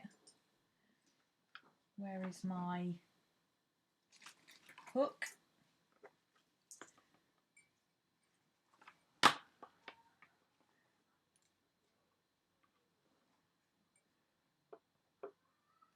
I'll be careful I don't pull the wrong piece of elastic through.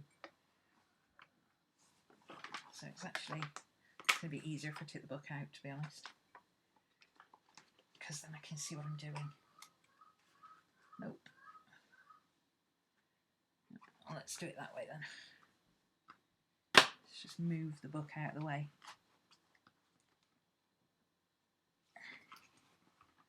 There's the hole. There's the correct piece of elastic. There we go. Got to be careful because it's trying to catch on the fabric. I don't want it to catch on the fabric. This is the problem I had the other side. That's why it's better to use a needle, but I don't know where my needles are, so.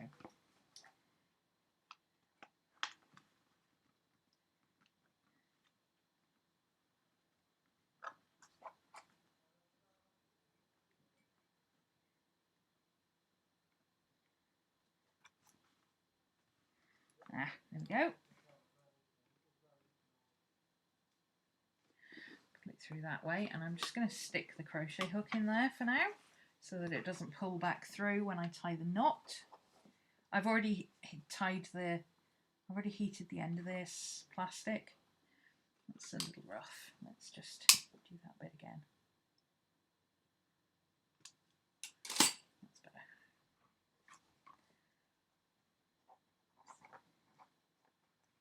Oh, hands are not working.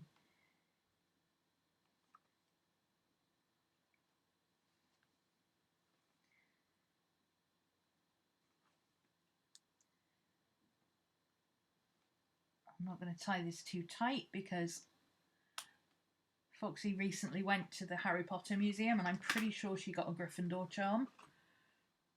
So she might want to put that on there. There we go. So now, additional, that will help to hold this because this is quite heavy. So pull that out. And across there, like that. Ta-da! It's cool, right? And that's how you make a traveller's notebook. That's a little bit tight, but again, she'll probably undo that and put a charm on it. So, and this elastic is very loose. It will stretch over time, so.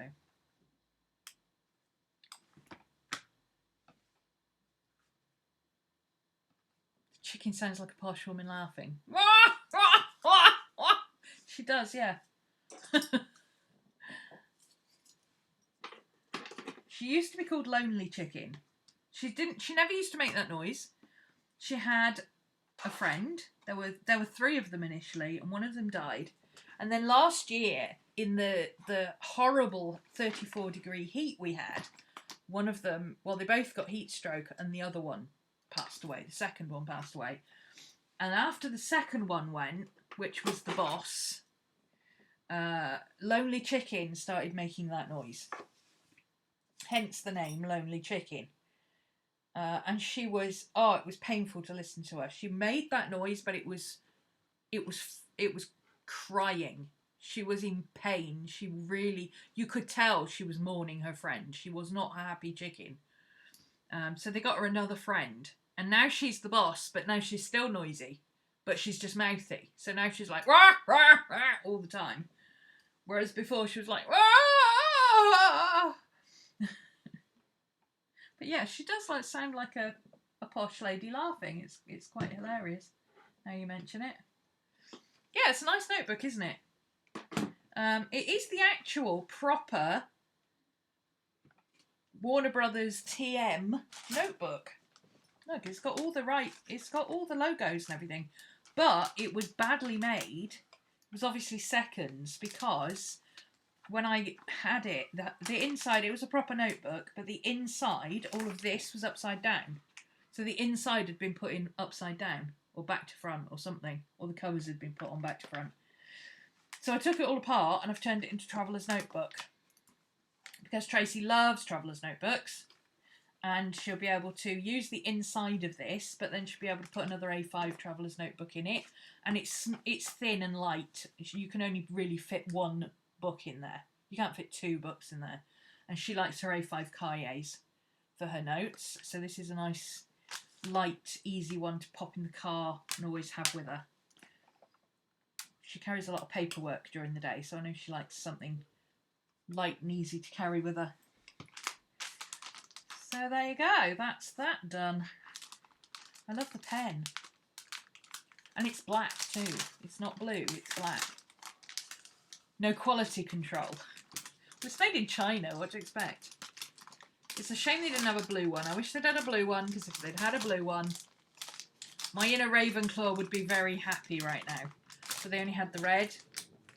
And Tracy's a Gryffindor, so she'll appreciate it. And she likes I think she'll like the fact that it's got blue, purple inside it. So they've got the same ones in at the moment with a buckle. It's got like a buckle at the back, and it's got a wand pencil. But again, they're red, and I don't want a red one. I want a blue one.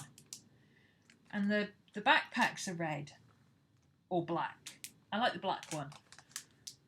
But I've got a black backpack, so I've got no reason to buy it. If it was blue, it would be mine. I'd be like, no, it's Gryffindor. It's Ravenclaw. But you hardly ever get blue or yellow or green. It's nearly always red. Because everybody wants to be a Gryffindor, apparently. Bloody kids. They want to be Gryffindors.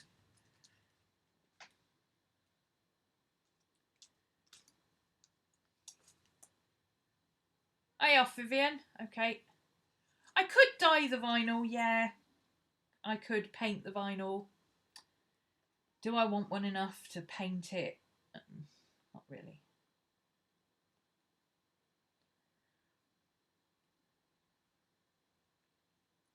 I'd rather spend the £8 on buying the blue journal. That's already blue and proper. Because I've got a Ravenclaw notebook. I think you're new, so you haven't seen my Ravenclaw notebook. Let me go and grab it. It's in the other room.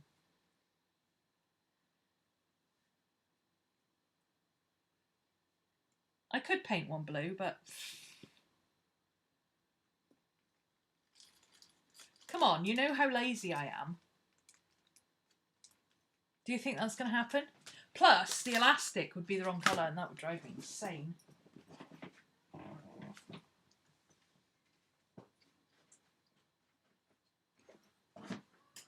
Hi, puppies. What are you up to? Hi.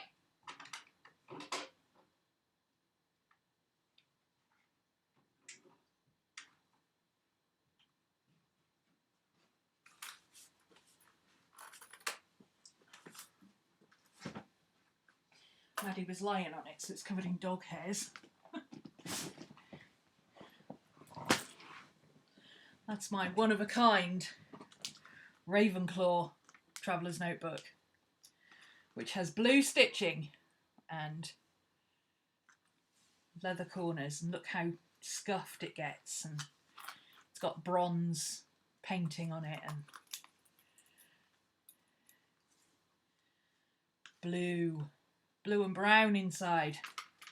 Isn't it gorgeous? It's a one-of-a-kind. You are very new. You found the channel a week ago. Oh, that's 2 new people in a week. Awesome. I stream twice a week. I prefer to do live stuff, but I have started vlogging again, which I forget to vlog. I'm a bad vlogger. I vlogged this morning and I haven't vlogged since. But I'm resigned to the fact that most of my vlogs are going to be, hi, good morning, this is my plan for the day, blah, blah, blah. And then at some point I will probably go, oh, guess what, I haven't vlogged all day, but here's what I'm working on. And then you'll see some art. But, you know, if that's how I vlog, that's how I vlog, isn't it? I like to talk during my vlogs and just, you know, I'd rather interact with people. I'm not a videographer. I don't do this to make videos. I do this to interact with people, which is why I don't edit my videos very often. Mundane stuff. Yeah, I love the mundane stuff. It's funny because I said the same thing the other day, and then Bailey J said the same in her video, in one of her vlogs. Bumble Bailey. She said, I don't like vlogs that are lots of music and montages. I like vlogs that are just pointless chatter, because that's what I listen to when I'm working, is pointless chatter. I don't care what you're talking about. It could be the most boring subject in the world. As long as you're talking about it, I'm good. And I'm exactly the same. I could listen to people talk about paint dry, as long as they're talking. I'm not interested in montages of pretty pictures and stuff. But all the artists, nearly all the artists I watch, Minnie Small does a lot of montages, which I kind of find a little bit irritating, but her videos are also beautiful to look at. So when I'm in the mood to watch a video, that's what I go for, because I can watch her videos and they are beautifully done. She is a videographer, and her videos are a work of art in and of themselves. But for me, for artists just to listen to or watch when I'm working, I like to have the cues. So I have somebody talking, chattering. I don't care if they're talking about paint drying. It could be the most boring subject in the world. As long as they're talking, I'm good. And then when I hear music, I expect it to be something that I want to watch. I don't want to watch lots of montages of pretty pictures and angled shots of pretty desks and stuff. You know, I don't want a lovely angled picture of your coffee cup. What I want to see is you making art. So a lot of the artists I watch, when they play music in their vlogs, it's because they're making art. So, you know, Bailey J does it, or Fran does it. They all do it. By Bun, as soon as you hear music, you know that it's art-related stuff. I'm not into montages. However, like I say, Minnie Small's montages are a work of art in and of themselves, and she puts a lot of thought into them. But I have to be in the right mood to do that. You've been trying to vlog but have zero clue what to talk about in your voiceovers. I don't do voiceovers. I'm either talking direct to camera, or I'm working on something arty and I put music over the top.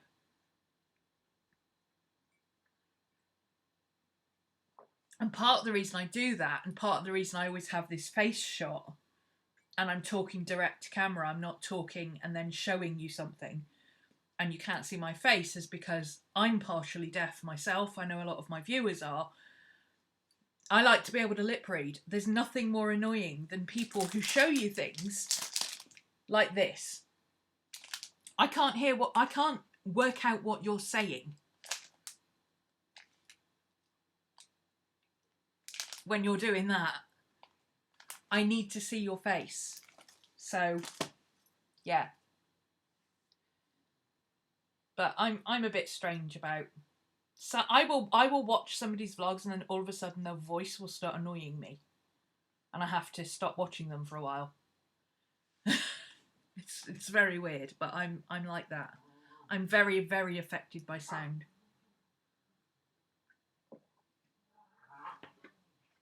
So Minnie Small and Holly Exley, both, I have to be in the right mood, and then I'll binge watch like 3 months of their videos in one go, because I will specifically sit down to watch their videos. But most people like Bailey J or By Bun or whatever, Casey Neistat, I just have them on in the background, because I know that when the music starts, that's when I need to look up, and I can just switch off the rest of the time and listen to the chat.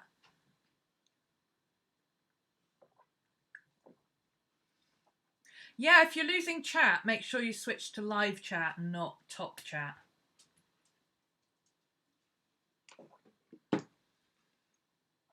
Anyway, it's 6 o'clock, so I'm going to stop there. I'm actually in the mood to make some more art, but it's Friday night. So Friday night is pizza and scary movie night, so I'm going to make some cheese on toast, because we're poor and we can't afford pizza at the moment.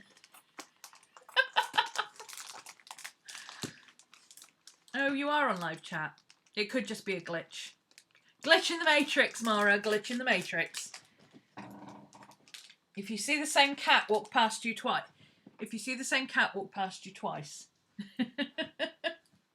it was a glitch in the Matrix. Yeah, I'm going to go and do some art. I've got a new journal that I've barely worked in because I had it for a week. This is all bits and pieces of... Man is a star on the stage of the universe. Isn't that a nice quote? That's from my Yogi tea the other day. This is from Charlotte somebody. I can never remember her surname. Amber. Answer underneath in the comments and tell me what the artist's name is. I've had this sat on my desk for ages, but it started to curl. I'm UK based, yeah. Wednesdays and Fridays I stream. I stream Wednesdays and Fridays at 12 over on Twitch, which is my painting stream. And then I do Witchy Wednesday / Arty Wednesday at 5 on a Wednesday. And 4 o'clock on a Friday, I do Friday Crafternoon. which is when I do crafty stuff and MacGyvering and things. And in between times, when I'm talking about classes, that's my Patreon stuff. Because I have a year-long class, but you can pay for it on Patreon, so you can just dip in and out, as opposed to paying for the whole class and doing the entire year. That's too much commitment for some people, which is fine. So my next stream on YouTube will be Wednesday at 5. But my next stream is actually tomorrow because it's a Patreon stream.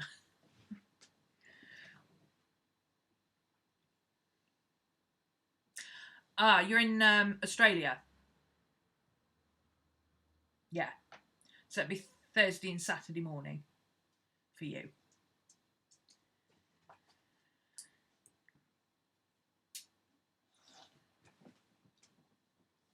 Hello, baby. Here's Miss Maddie. Are you going to come and say hello, Miss Maddie? Is Miss Maddie going to say hello? Miss Maddie. Say hello, Miss Maddie. Come on. Come and say hello. Come up and say hello to everybody. Everybody loves you. Come and say hello. Come on. I don't know if I can show her without getting boob shot in the way, but there she is. There's my Bobby. Excuse the mess on the floor. I've got to clean. I've been moving the studio around for a week. Here she is. Here she is, my Bobby. Oh, baby girl. How do you know that the camera's on you? How do you know that? Sticky eyes, baby. You're so pretty. Look how pretty you are. Look how pretty.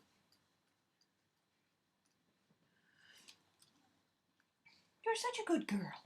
I love you. Just Friday, Mum. It's Friday at 6. It's time to knock off for the week. Yeah, I can't remember this girl's name. Charlotte something. These are by Bun stickers. This is from the Jane Davenport. She is cute. She is very cute. She's starting to look old, though, and I don't like it. I mean, she is getting on a bit. She's 8. It's nearly her birthday. It's her birthday next week, actually, 23rd. She will be, yeah, she'll be 8 this year. Yeah, this is from the Mermaid markers, but I really liked the colours. So she went in there. That's a rub-on, obligatory chocolate orange sticker, some Be More Dogs. This is from the April Art Challenge. This is geometric. The minute I saw the prompt geometric, this is what I wanted to do, and I don't know why. I just, you know, my obsession with circles. I've got 2 to do in there, and then this is the art supply one. So I've got about 5 days, 4 days plus today to do. But I'm not worried about catching up or getting it all done. I'll get it done. Foxy's coming tomorrow. We'll spend a day doing stuff. So I'll get some art done tomorrow. And tonight. Right, I'm going to cut it off there, guys. Have a great weekend. If you are in class, how many journals do I have on the go? I have my sketchbook and I have my art journal. And I have my... I don't normally have another journal, but this is kind of a written journal that's ongoing now because I'm seasonal. So during the winter, I tend to write, and in the summer, I start to sketch. So in April to September, I tend to sketch more, but this journal will last me the whole of that sort of 6 months period. And then a sketchbook will last me for the whole winter. Whereas these I go through 1 a month during the winter because I write more. And then this is my art journal. And I also have a large sketchbook. I have more sketchbooks than journals, actually, because I tend to only have one journal at a time. If you're new to the channel, so you may not know, I run the One Book July challenge. So I am very much a one book kind of girl. This is also my bullet journal. I've started just writing my lists in here and then painting over them. This was a shopping list that I painted over. And then I've got a small notebook where I just write lists and brain dumps. So yeah, I'm the founder of the One Book July thing. And also check out Vicky, Miss Vicky B, and Carrie Harling, and Everyday Awesome TV. Mimi. I always want to call her Mara for some reason, but it's not, it's Mimi. We will be doing the One Book July again this year, and watch out on Carrie's planning magazine because something will be coming out in there. So what inspired you to do a bullet journal? Bullet journal and journal all together, yeah. That's what I started doing, was having my journal, my written journal and my bullet journal all together, and then I decided I needed it separate, and at the moment I'm actually not using a planner at all. I'm just writing lists. So, found me because of One Book July. Yay! One Book July is fun. But, like I say, keep an eye on Carrie Harling, her planner magazine that comes out every 2 months-ish. She has something coming up about One Book July in it. In fact, I need to go and remind her that she's supposed to have something coming out about One Book July in it. But yeah, I try to only use one book, and if I've got 2 books on the go, it's usually because they're either different sizes, or I don't like the paper and I've decided I don't want to use it. So I've got one of those Dilutions type journals, the big A4 type ones. I don't like the paper in it. I'm determined to finish it, but I don't like the paper in it. So that's why I specifically went with this one, because it's a different size and format. This is square. The Dilutions one is a big A4 thing. So it's a completely different format to journal in, but this is my art journal.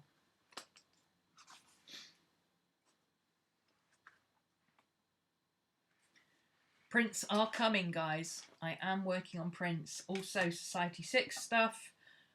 As soon as I've finished moving my studio around, which should finish happening tonight, or at least this weekend, I've already got my printer and scanner set up over there, but it's all hidden behind boxes at the moment that I need to break down to go into recycling on Monday. So that's Sudan the Rhino. Poe page.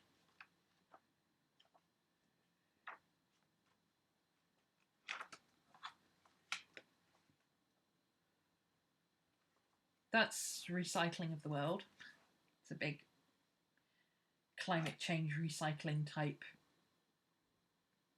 Yeah, I'm not going to explain it. Watch my Twitch, it's over on there. I just wanted to play with pink, and that happened. Oh look, dog hair.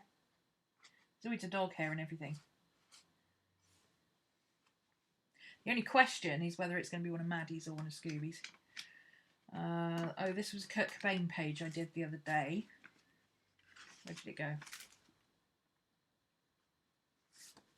That's my star page. That will be a print.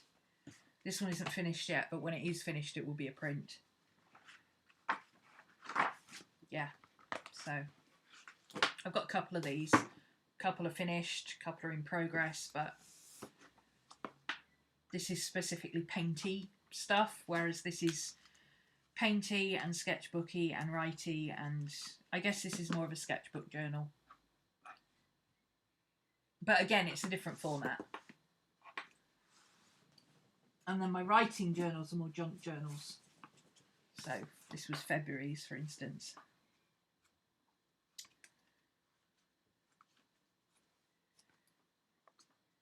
Chinese New Year. We made pink shimmery piggies in class. Look, they're shiny piggies. Pink shiny piggies. Tarot card readings. Big photos and stuff. And postcards. It's another class thing we did that was Mutilation of Uranus by Saturn. And yes, those figures really are that dumpy. We measured them. In fact, that's the original. It's a Renaissance piece, so he really is that dumpy. Look at his short little legs.